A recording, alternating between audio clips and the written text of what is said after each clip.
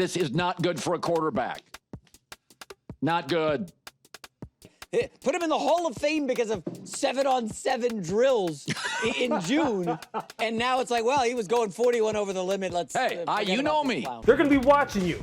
Scouts are watching you. The GM's watching you. Owners are watching you. Haters are absolutely fuming right now because Shedeur Sanders just destroyed a veteran NFL quarterback in practice, and it wasn't even close. We're talking about one rookie, one practice, and one throw that had the entire field losing their minds. This is exactly how NFL stars get born, right in front of everyone's eyes. That's because you see what that kid looked like in practice. You've seen his work ethic. Everything you heard about him is not true, right?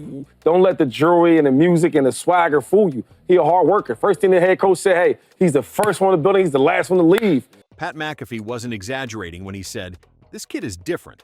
That wasn't some hyped-up TV moment. It was a real reaction to something NFL insiders couldn't believe.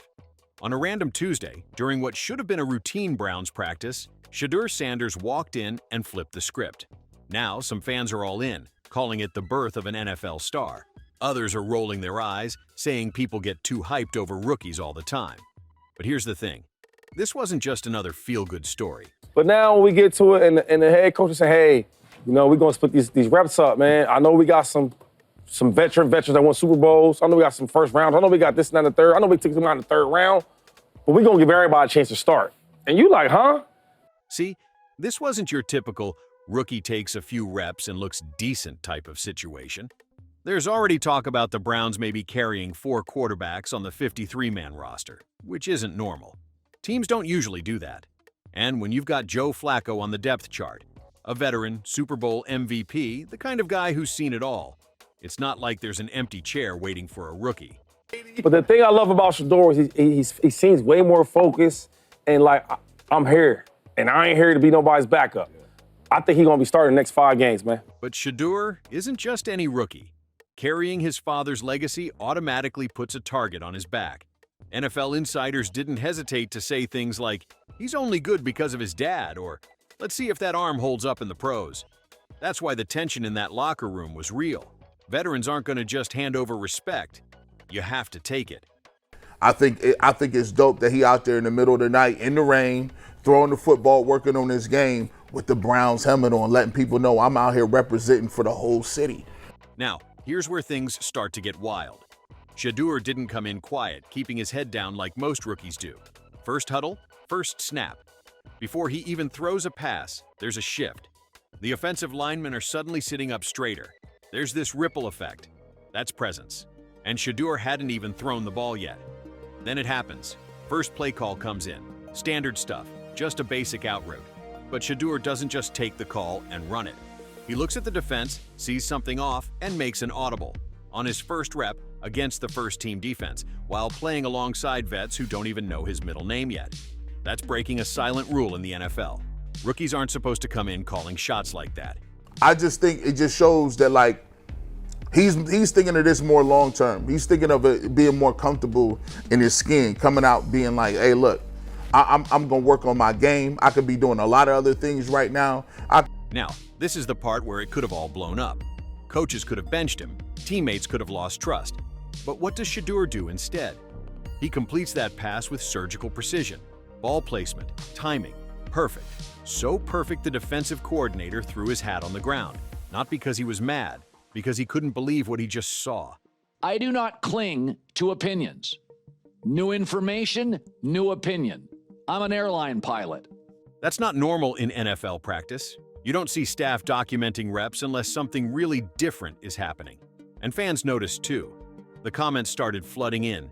The genesis of an NFL star. Go Browns. Then things kicked up another notch. First-team offense versus first-team defense. No more light reps. No more easing into it. Now it's real. Joe Flacco takes his turn. Veteran cool, clean, efficient. Check downs, moving the chains, but nothing too risky. Then Shedeur steps up. And instead of panicking or getting conservative, he starts reading the defense like he's been doing this for years. I made the team. I'm on the team. I'm the highest jersey seller on the team. And Miles Garrett's across from me. And you think he's not going to make the team? The make the team stuff is over with. This wasn't just about completing passes. It was about situational mastery. seeing things other guys missed, making the right move under pressure, and doing it like he'd been there forever. That's why the vibe around that practice shifted. It wasn't just Shedeur impressing the coaches. It was Shedeur making everyone on that field realize they might be looking at the future. And that's why people are still arguing in the comments today. Is Shedeur Sanders really the next big thing? Or is it just practice hype that won't last under the lights? Either way, that Tuesday changed the conversation. It matters. New information. Legendary. 100 miles an hour. Judgment is 50% of being a quarterback.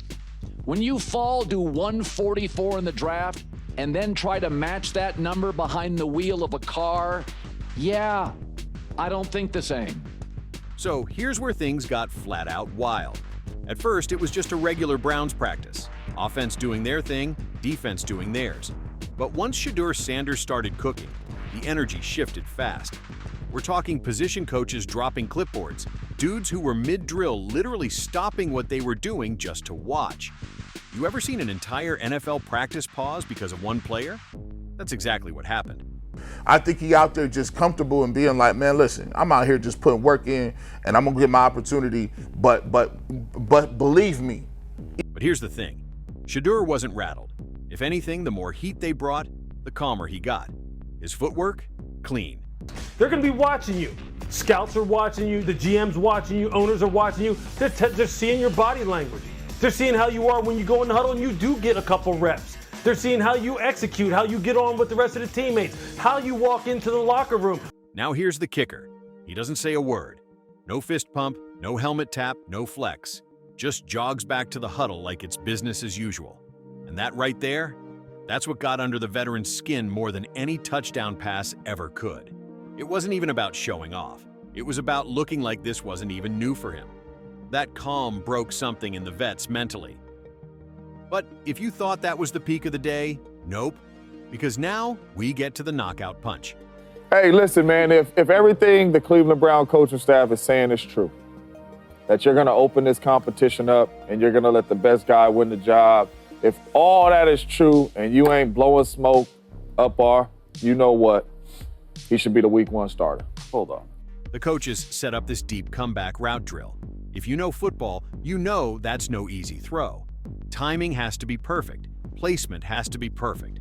The veteran runs it first. Solid throw, smooth, what you'd expect from a guy who's been doing this longer than Shedeur's been driving. And I think that it's good for a young person in his position to be put through those tests because ultimately you're going to be tested. So why not start from scratch and try to test them now? Now here's the part that really had folks talking, and not just about arm strength or flashy plays. What separates guys who just flash for a minute from those who really last in the NFL isn't the highlight reel. It's the mindset. But the moment that really stuck with people wasn't even a throw. It was what happened after practice.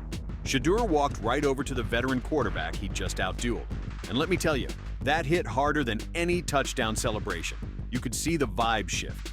The vet smiled, slapped him on the back. Respect earned, not just for the throws, but for how Shedeur carried himself. That's the kind of moment that gets talked about later on when careers are being written up.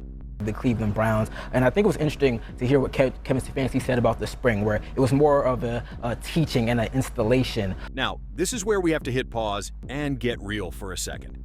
Rookies look great in practice, get the internet buzzing, and then disappear once the real games start. It's not new. Guys like Nathan Peterman once lit up training camp. Christian Hackenberg, too. YouTube is full of those clips that aged terribly. And yet, here's why Shedeur feels different. First of all, the numbers. 11,000 plus college passing yards. That's not some fluke stat. That's consistency over years. And we're not talking gimmicky offense either. His willingness to handle, not ability, because we know he has the ability, but his willingness to handle adversity. His willingness, you want to see if you're the Browns, how he's going to react to not being with the first team. Second, pressure. Most rookies show up to the NFL with a clean slate. No expectations outside their own draft slot. Shedeur walked in already carrying all kinds of noise. He's just Deion's son, overhyped. He can't handle NFL speed. And still, he walked into a facility with veterans and made them look twice. That's pressure meeting preparation. And it's not just fans getting curious either. the Browns might seriously carry 4 quarterbacks this season. That's not normal. That's front office people looking at Shedeur and saying, we're not letting this one go too soon. It feels like one of those changing of the guard moments you hear about years later, when Montana gave way to Steve Young, when Favre handed off to Rodgers. Now, I'm not saying Shedeur is already at that level, but it's got that early energy. We're gonna, and this is gonna look great. And he's a marketing dude. He finds a way to endear himself to people, which I love that is calculated because it takes a lot. And so here's where we're really at. It's not about highlight clips anymore. It's about asking the big questions. Can Shedeur take what he did in practice and do it under real NFL lights? Can that same calm, that same confidence hold up in a real game when the hits actually count and defenders aren't pulling up short? They're evaluating all that right now when he's not the man. He's not being treated as the man. And maybe even bigger, how do the veterans handle this? Do they mentor him, pull him aside, or do they tighten up, try to remind the rookie who's boss? Because no matter how cool the moment was, NFL jobs are on the line. That quiet duel from practice could turn into a real roster shakeup. Is the NFL ready for a Sanders legacy at quarterback? We've had Hall of Fame cornerbacks, running backs, receivers, but a quarterback? That's a different level.